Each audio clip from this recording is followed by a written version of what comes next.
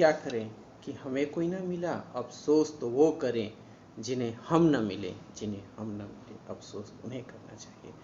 किसी विद्वान ने कहा है ना, गलतफहमी में जीने का मजा ही कुछ और है, वरना हकीकत तो अक्सर रुला देती है, वरना हकीकत तो अक्सर रुला देती है।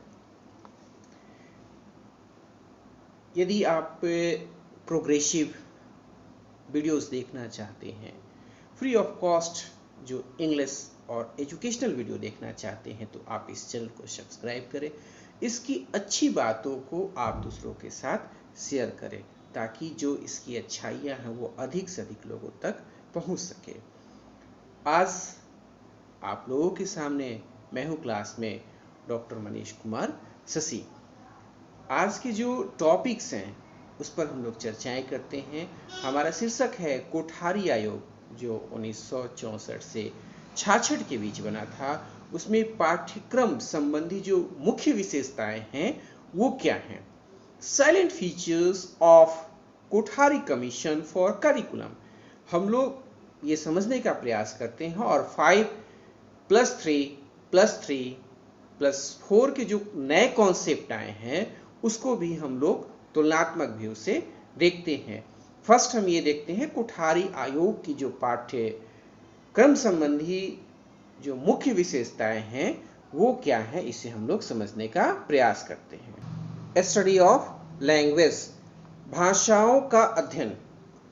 आयोग ने भाषाओं के अध्ययन हेतु पाठ्यक्रम में निर्धारित जो सुझाव थे, एडवाइस थे, उन्होंने दिए। ए में क्या था, त्रिभाषा सूत्र में संशोधन जो अमेंडमेंट है, अमेंडमेंट इन 3 लैंग्वेज फॉर्मेट। आयोग के विचार में त्रिभाषा सूत्र के क्रियान्वयन में बहुत सी व्यवहारिक कठिनाइयों को अनुभव किया गया। इससे असंतोष एवं विरोध की भावनाओं का उदय हुआ, जिससे इस फॉर्मूला को सफलता नहीं मिल सकी। अतः इस फॉर्मूले में संशोधन किया जाना आवश्यक प्रतीत होने लगा। आयोग की त्रिभाषा सूत्र क्या रहे। नंबर ए, मातृभाषा या प्रादेशिक भाषा की बात वो करता है। नंबर 2, संघ की राजभाषा सह राजभाषा। नेक्स्ट, एक आधुनिक भारतीय या यूरोपीय भाषा जो विद्यार्थी द्वारा पाठ्यक्रम के अंतर्गत न ली गई हो तथा वह शिक्षा का माध्यम न हो। काफी सुगमता से सारी बातों को वो कह रहा है। मदर टंग के बाद रीजनल लैंग्वेज, नेशनल और इंटरनेशनल लैंग्वेज की बातें स्पष्ट रूप से यहाँ वर्णित की गई। आयोग के जो ये सुझाव थे, हिंदी की अनिवार्यता समाप्त हो गई ऐसा प्रतीत होता। इस संबंध में तत्कालीन शिक्षा मंत्री जो 1964 से 66 के बीच भारत में थे, श्री MC छागला ने स्पष्ट किया, कहा, जहां तक मैं समझता हूं इस सुझाव के पीछे यह धारणा है कि हिंदी का प्रसार छात्र को हिंदी चुनने या न चुनने की स्वतंत्रता देने से होगा। इस पर हिंदी थोपने से नहीं, मतलब वो हिंदी थोपना नहीं चाहते थे। स्वतंत्रता से आप भाषाओं को चुन सकें, ऐसी बात वो करते हैं। आयोग ने भी कहा कि हिंदी के स्वतंत्र अध्ययन का एक राष्ट्रव्यापी कार्यक्रम बनाया जाए, किंतु अनिच्छुक लोगों पर हिंदी अध्ययन थोपने की बात कहीं भी वर्णित नहीं है। मतलब जो भाषा है उसमें आपकी इंटरेस्ट है, वो भाषा आप ले, ऐसी चीजों को आयोग कहता रहा, लिखता रहा। प्लेस ऑफ हिंदी, हिंदी का स्थान। आयोग ने कहा कि उच्च शिक्षा में अंग्रेजी बौद्धिक आदान प्रदान की भाषा होगी, किंतु कालांतर में इसका स्थान हिंदी ही लेगी, क्योंकि अंग्रेजी अधिकांश भारतीय जनता के लिए विनिमय एक्सचेंज की भाषा नहीं बन सकती। हिंदी को संघ की राजभाषा एवं जनता की विनिमय की भाषा स्वीकार किया गया। अतः इसका व्यापक प्रचार प्रसार किए जाने की आवश्यकता दिखनी चाहिए, ऐसा वर्णित है। नेक्स्ट, विभिन्न भारतीय भाषाओं का स्थान, place of different Indian languages. आयोग के विचार में विभिन्न भारतीय भाषाओं के अध्ययन में प्रमुख कठिनाइयां उनकी लिपियों स्क्रिप्ट के अंतर के कारण है। अतः सभी आधुनिक भारतीय भाषाओं का कुछ साहित्य देवनागरी एवं रोमन लिपि में प्रकाशित किया जाना चाहिए। इसके अतिरिक्त राष्ट्रीय एकीकरण के लिए जो समुचित भाषा नीति का होना आवश्यक है, ऐसा आयोग ने स्पष्ट रूप से लिख करके दिया। काफी अच्छाइयों के साथ इस आयोग ने अपनी बातों को तत्परता के साथ राष्ट्रीय हित में रखने का उत्तम प्रयास किया। अगले पॉइंट की तरफ हम लोग बढ़ते हैं। अच्छे मॉरल स्टडी देखते हैं। किसी ने कहा है ना, रिश्तों की अहमियत समझा करो जनाब, इन्हें जताया नहीं निभाया जाता है। ये चीजें हमें हमेशा जीवन में याद रखनी है। मेरे पिताजी अक्सर बचपन से एक सबक दिया करते थे, अच्छा किया तुमने मुझे गलत समझकर, मैं भी थक गया था खुद को सही साबित करते करते। इसलिए हमेशा प्रूफ देने की आवश्यकता नहीं है। ये चीजें आपको जीवन में हमेशा हमेशा हमेशा याद रखनी होगी। निश्चित रूप से ये नैतिक शिक्षा की बातें जीवन में हमें हमेशा याद रखनी चाहिए, जिसके आधार पर हम अपने जीवन को आगे की तरफ लेकर के जा सकते हैं। ये हमेशा हमें ध्यान रखने की आवश्यकताएं हैं। अब हम लोग आगे बढ़ सकते हैं। अब आगे बढ़ते हैं। प्लेस ऑफ इंग्लिश, अंग्रेजी का स्थान। आयोग ने विश्वविद्यालय एवं अखिल भारतीय शिक्षा संस्थानों में इंग्लिश अंग्रेजी को ही शिक्षा का माध्यम रखने पर बल दिया।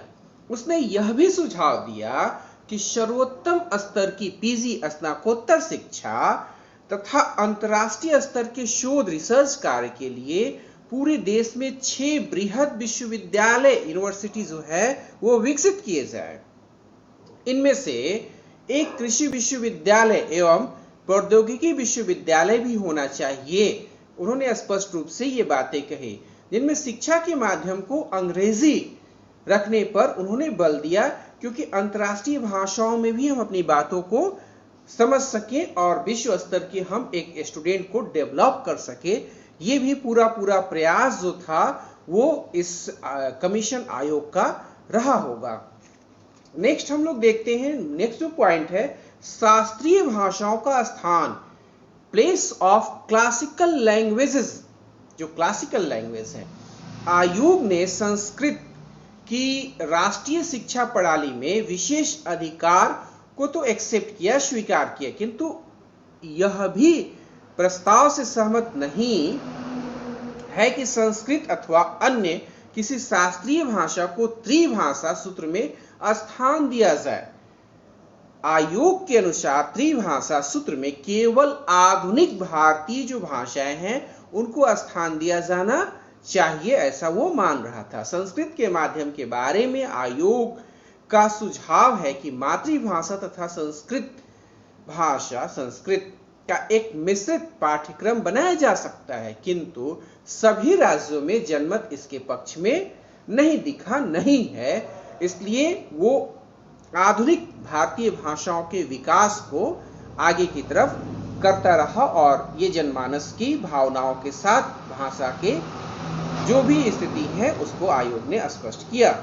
स्टडी ऑफ अदर सब्जेक्ट्स, अन्य विषयों का अध्ययन, साइंस एंड मैथमेटिक्स। भारतीय शिक्षा आयोग ने साइंस विज्ञान के महत्व को स्वीकारते हुए इसे विद्यालय जो पाठ्यक्रम है को एक आवश्यक अंग बनाने या विशेष बल दिया। अतः उसने विज्ञान एवं गणित को सामान्य शिक्षा का एक आवश्यक अंग मानते हुए सभी विद्यार्थियों के लिए अनिवार्य रूप से पढ़ाने की संस्तुति भी उसने की। माध्यमिक स्तर हम लोग देखें, इस स्तर पर भौतिक शास्त्र, रसायन शास्त्र, जीव विज्ञान तथा भूमि से संबंधित विज्ञानों का अध्ययन सम्मिलित करने की बात उसने स्पष्ट रूप से लिखी। उच्चतर माध्यमिक स्तर 10+2 आयोग के अनुसार इस स्तर पर सभी के लिए विज्ञान की अनिवार्यता नहीं होगी। इस स्तर पर विविध विषयों की व्यवस्था होगी। भौतिक शास्त्र, रसायन शास्त्र, गणित, भूगर्भ शास्त्र, जीव विज्ञान एवं वनस्पति शास्त्र में से किन्हीं 3 विषयों का चयन विद्यार्थियों द्वारा किए जाने की बात स्पष्ट रूप से उन्होंने लिखी कि इसमें से आप 3 विषय ले सकते हो। सोशल साइंस जो सामाजिक विज्ञान है उसको हम लोग देखते हैं। सामाजिक विषयों के अध्ययन के बारे में आयोग का विचार है कि इन विषयों के अध्यापन में एकीकरण पर बल दिया जाए। इसलिए सामाजिक विज्ञान की विशेष सामग्री में राष्ट्रीय एकता एवं मानवीय एकता के विकास पर बल हो। इतिहास, भूगोल, अर्थशास्त्र, सामाजिक शास्त्र जो नागरिक शास्त्र है, समाज शास्त्र है, एटसेट्रा के रूप में सामाजिक विज्ञानों के अध्ययन की व्यवस्था उसने स्पष्ट रूप से की। शारीरिक शिक्षा, फिजिकल एजुकेशन, शारीरिक शिक्षा का कार्यक्रम विद्यार्थियों की रुचियों एवं क्षमताओं को ध्यान में रखते हुए बनाया जाए जिससे वांछित परिणाम प्राप्त हो सके। मतलब जो लर्नर्स हैं, फैसिलिटेटर उसका केयर करते हुए उन चीजों को करे और करिकुलम में ये बातें आएंगी। परंपरागत खेलों एवं शारीरिक क्रियाओं को कार्यक्रम में स्थान देने की बात भी स्पष्ट रूप से की गई। कला एवं पाठ्य सहगामी क्रियाएं जो नेक्स्ट है आर्ट एजुकेशन एंड को करिकुलम एक्टिविटीज। सबसे बड़ी इसकी मेरिट को करिकुलम एक्टिविटीज के रूप में देखी गई। शिक्षा में कलाओं के अभाव में सृजन शक्ति का जो विकास है वो नहीं हो पा रहा था। आयोग ने शिक्षा में कला के विकास के मार्ग को रेखांकित किया और इसके विकास के महत्व को इंगित करते हुए विकास की बातों को उन्होंने स्पष्ट रूप से दिखाया। 1964 से 66 जो कोठारी आयोग की पाठ्यक्रम संबंधी महत्वपूर्ण विशेषताएं थीं, ये हम लोग अभी देख पा रहे थे। और कोठारी आयोग भारतीय शिक्षा के इतिहास में हमेशा इसकी जो महत्वपूर्ण बातें हैं उसके लिए इसे याद किया जाना चाहिए और याद किया जाएगा भी। ये इसकी हम लोग महत्वपूर्ण बातों को मैं समझता हूं कि अब आप लोगों का क्लियर हो चुका होगा। हम लोग आगे की तरफ क्लास को बाइंड अप अच्छे मोरल स्टडी देख लेते हैं। मोरल स्टडी और फिर क्लास को हम लोग बाइंड अप करेंगे और जो भी समस्याएं आपकी होंगी वो आप बताओगे। नैतिक शिक्षा की बातें हमें जीवन में हमेशा याद रखनी चाहिए और उसी कड़ी में भगवान महावीर की ये बातें कौन भूल सकता है। शांति से क्रोध को मारो, नम्रता से अभिमान को जीतो तथा संतोष से लोभ को वश में करो। भगवान महावीर ने जो ये बातें हमें बताई हैं अपने जीवन में हमेशा इससे कुछ प्रेरणा लेती रहने का प्रयास हमें करना होगा। किसी ने कहा है ना, हर चीज काम की है इस दुनिया में साहब, हर चीज काम की है इस दुनिया में साहब। बुरा इंसान भी जिंदगी में अच्छे सबक सिखाने को आता है काम। इसलिए इन चीजों से, बुरे लोगों से भी आपको घबराने की आवश्यकता नहीं है। वो बुरे लोग आपको जीवन में आगे बढ़ने के लिए प्रेरणा देंगे। इसलिए अपने जीवन में हमेशा हमें आगे बढ़ने का प्रयास करते रहना ही है। अब जो 1964 से 66 के बीच कोठारी आयोग की पाठ्यक्रम संबंधी जो महत्वपूर्ण विशेषताएं थीं वो हम लोग समझ चुके हैं। अब हम लोग क्लास को आज वाइंड अप करने जा रहे हैं। जय Hind. You must watch such progressive videos and also subscribe this channel and share the important matters. Thank you.